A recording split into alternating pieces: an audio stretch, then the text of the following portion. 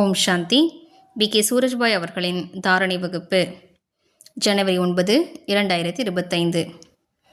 நமது தவத்தின் 9ஆம் நாள்.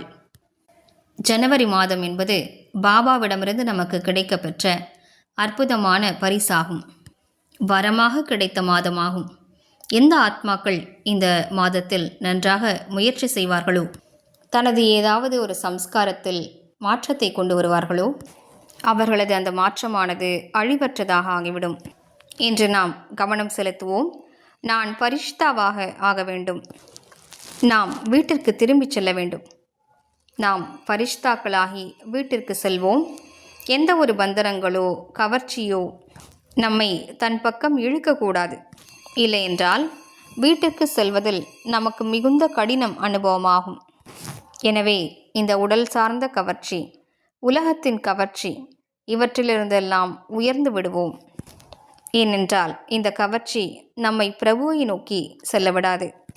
மேலிருந்து நமது கவர்ச்சியானது குறைந்து கொண்டே செல்லும். உலகில் கூறப்படுகிறது, அதாவது ஃபரிஷ்தாக்களின் பாதங்கள் பூமியில் பதிவதில்லை, ஒரு அடி உயரத்தில் தான் இருக்கும். அதே போன்று நமது புத்தியின் பாதம் இந்த தேகம் என்ற மண்ணில் இருக்கக்கூடாது. தேக உணர்விலிருந்து விலகியவராக இருப்போம். மேலும் இந்த உலகில் என்னவெல்லாம் பிராப்திகள் இருக்கின்றனவோ, என்னவெல்லாம் வசதிகள் இருக்கின்றனவோ, அவை நம்மிடம் இருக்கலாம்.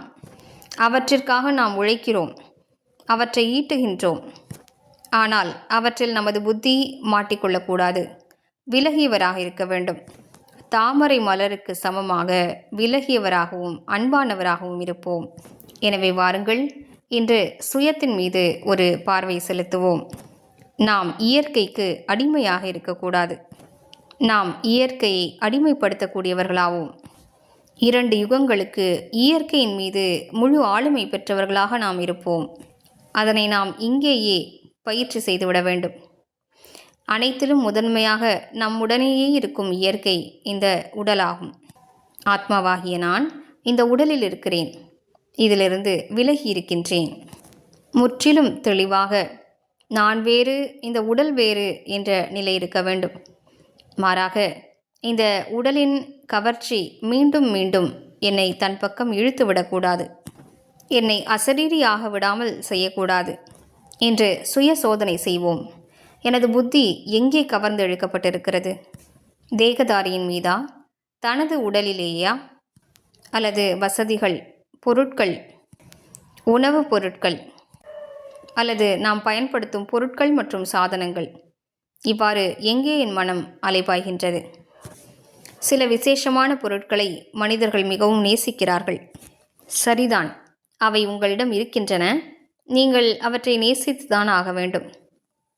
ஆனால் அவற்றின் கவர்ச்சியிலிருந்து விலகி இருக்கவும் தெரிய வேண்டும். ஃபரிஷ்தா ஆவதற்கு இது மிகவும் அவசியமானதாகும்.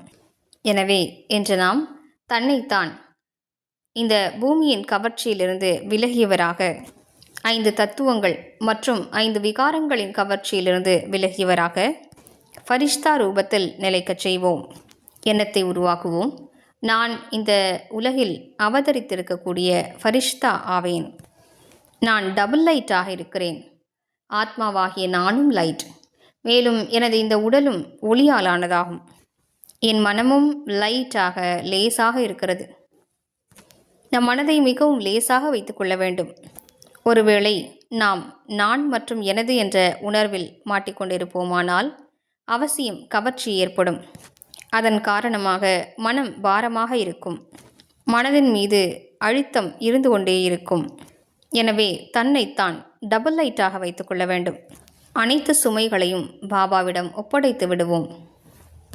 மேலும் ஞானத்தின் பலத்தினால் தன்னைத்தான் லேசாக வைத்துக்கொள்வோம். ஒரு அழகான எண்ணத்தை உருவாக்குவோம்.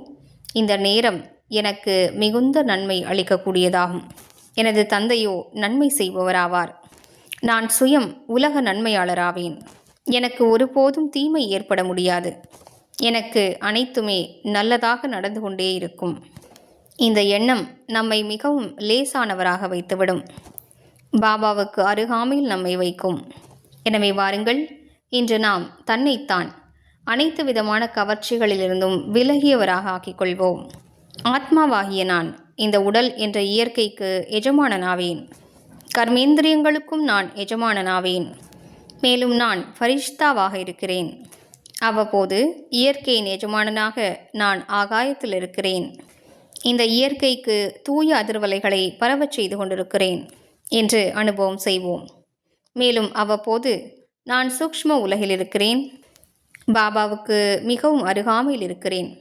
பாபாவோடு நடனம் ஆடிக்கொண்டிருக்கிறேன். பாபாவை அணைத்துக் கொள்கிறேன். பாபாவிடம் திருஷ்டி பெறுகிறேன். இவ்வாறு இந்த 2 பயிற்சிகளை மேற்கொள்வோம். ஒன்று, இயற்கைக்கு சகாஷ் கொடுப்பது. இரண்டாவது, ஃபரிஷ்தாவாகி மீண்டும் மீண்டும் சூக்ஷ்ம உலகிற்கு சென்று பாபாவை சந்திப்பது. ஓம் சாந்தி.